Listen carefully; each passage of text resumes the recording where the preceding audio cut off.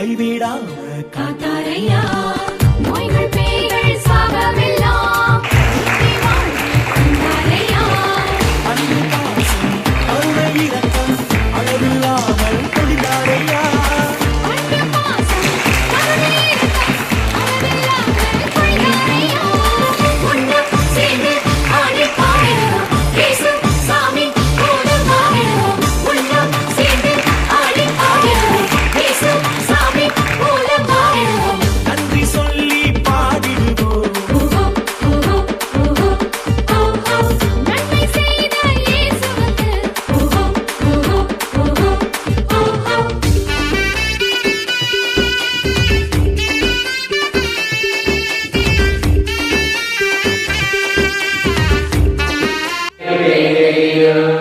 கோடி கோடி நன்றிகளே நாங்கள் நமக்கு கூறுகிறோம்.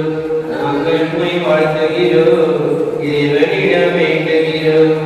கோடி கோடி நன்றிகளே நாங்கள் நமக்கு கூறுகிறோம்.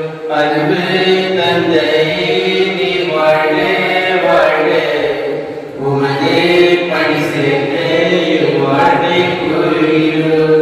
மரியன்னை துணையே நாளும் தேடியவே இயேசு பணியே நாளும் செலுத்தியவே நாங்கள் உம்மை வாழ்த்துகிறோம், இறைவனிடம் வேண்டுகிறோம்.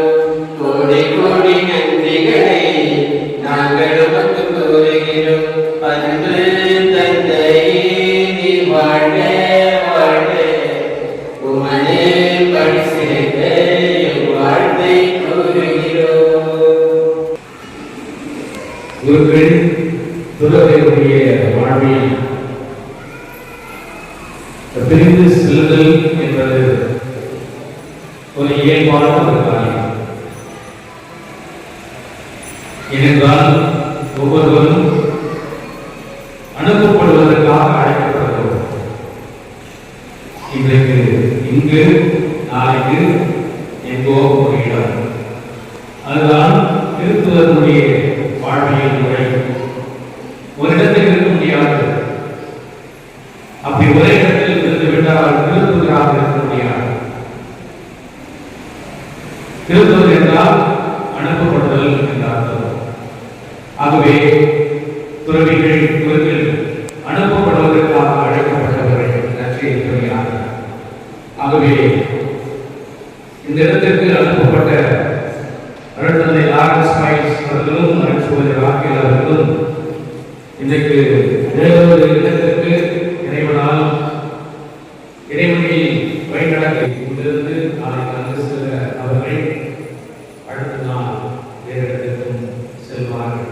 ஆகவே இந்த யதார்த்த உண்மையை ஏற்றுக்கொண்டு நாம் நம்முடைய 2 ஆண்டுகள் உழைத்து பணி செய்த அருட்தந்தை லாரன்ஸ் பைல்ஸ் அவர்களை வாழ்த்தி வழிநடத்துகிறோம். பெரியார்கள் என்று சொல்கிறார்கள், வாழ்த்தி வழி அனுப்புகிற நிகழ்வு. ஏனென்றால் அவர் பிரிந்து செல்வதில்லை, மாறாக எப்பொழுதும் நம்முடைய உணர்விலும் நினைவிலும் நிலைத்திருக்கிறவர். ஆகவே வாழ்த்தி வழி அனுப்புவோம். தந்தை